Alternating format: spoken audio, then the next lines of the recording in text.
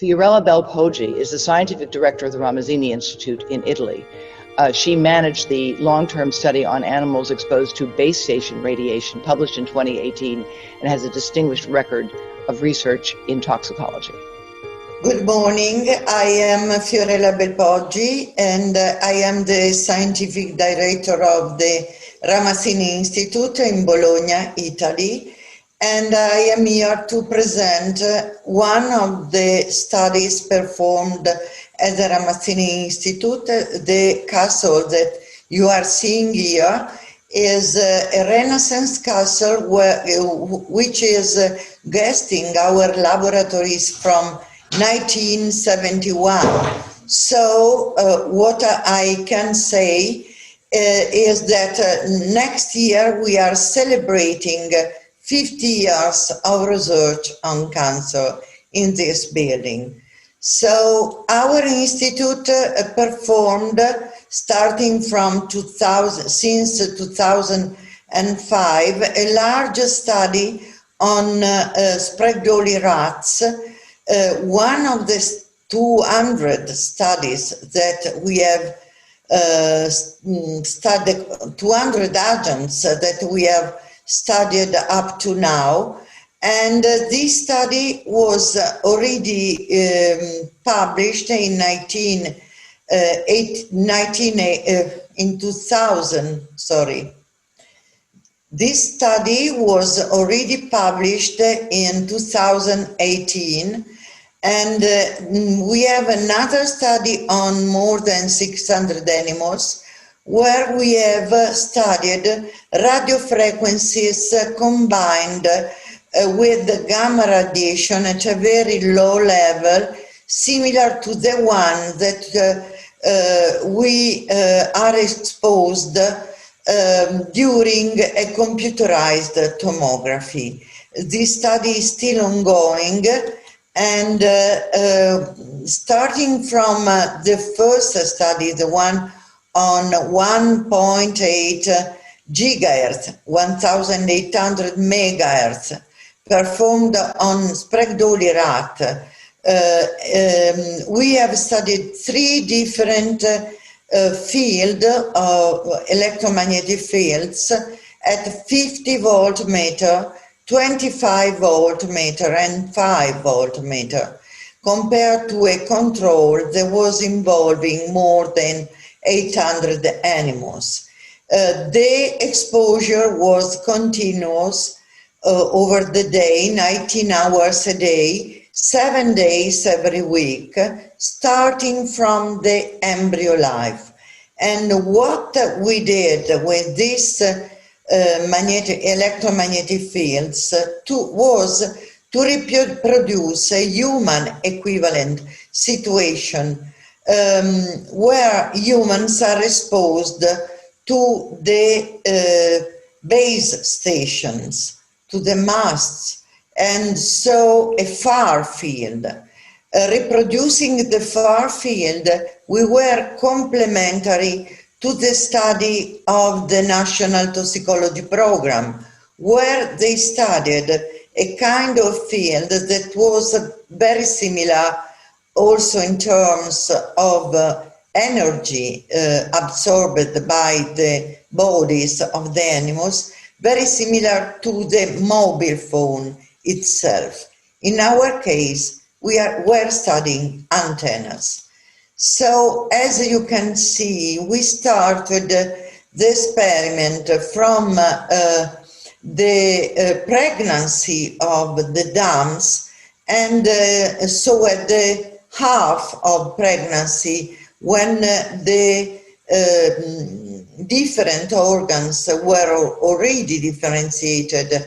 So it was not a study on embryogenesis, but on the first time of life where organs were already defined, or already defined but not differentiated. And starting at that point, the animals continued for all the lifespan to be exposed in a exposure system where we reproduced something like like a large building with little flat where animals 3-4 per cage were located for all the lifespan, with a central antenna that emitted, changing the power of the emission to 3 different electromagnetic fields: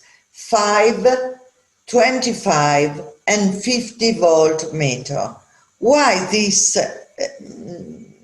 not so high electromagnetic fields? Because we would like to reproduce the human situation and environmental situation that, like in humans, we start to be exposed by antennas from the embryo life and during all our life.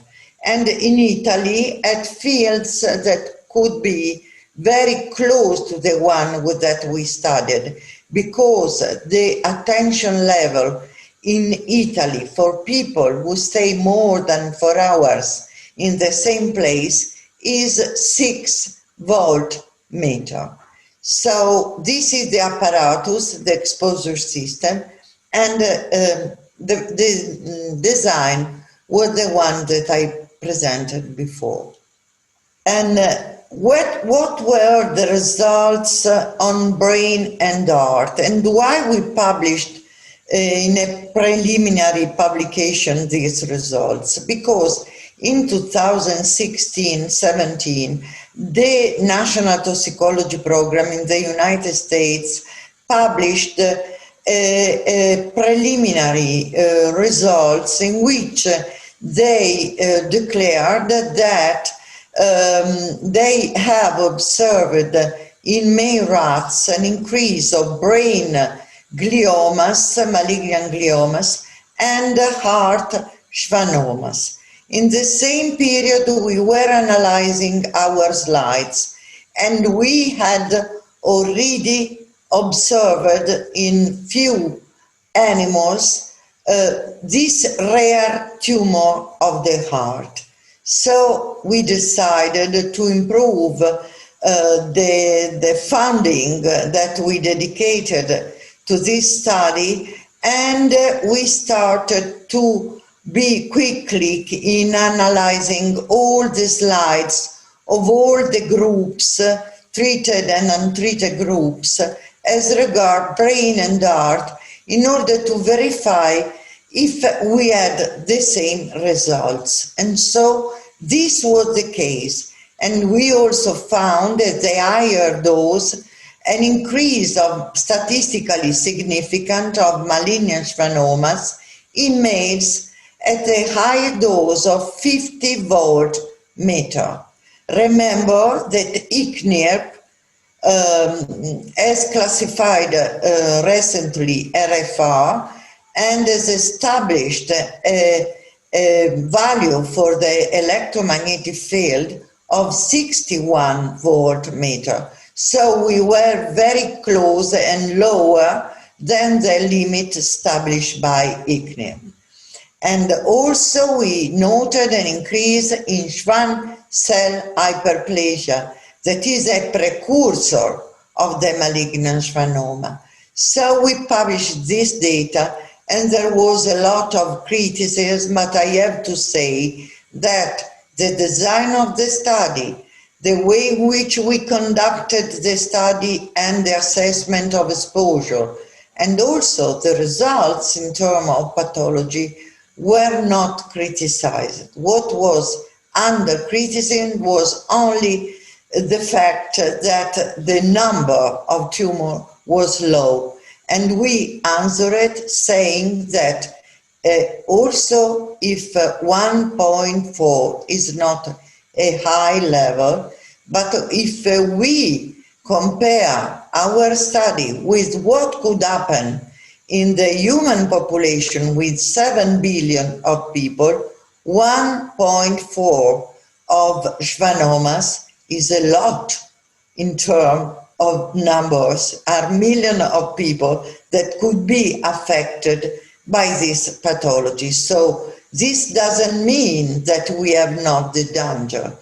This means that we have a danger of a low level, and we have to manage this danger, lowering the sources of the exposure. As regards the last results we have examined, we noted, and I have to say that this result were very comfortable, because all of us are exposed also during all the day due to the vicinity of an antenna, or for our work on some other situation. So as regard the benign total benign tumor, we have not observed any particular increase. And this happened also for the total number of malignant tumor.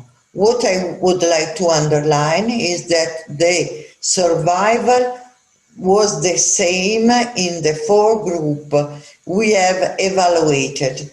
But you know, if you die with a early tumor of the heart, for example, you cannot have in the later age other kind of tumor related only to the age. So we will look to the different organ and tissue before publishing this new and last paper on the global results of this study.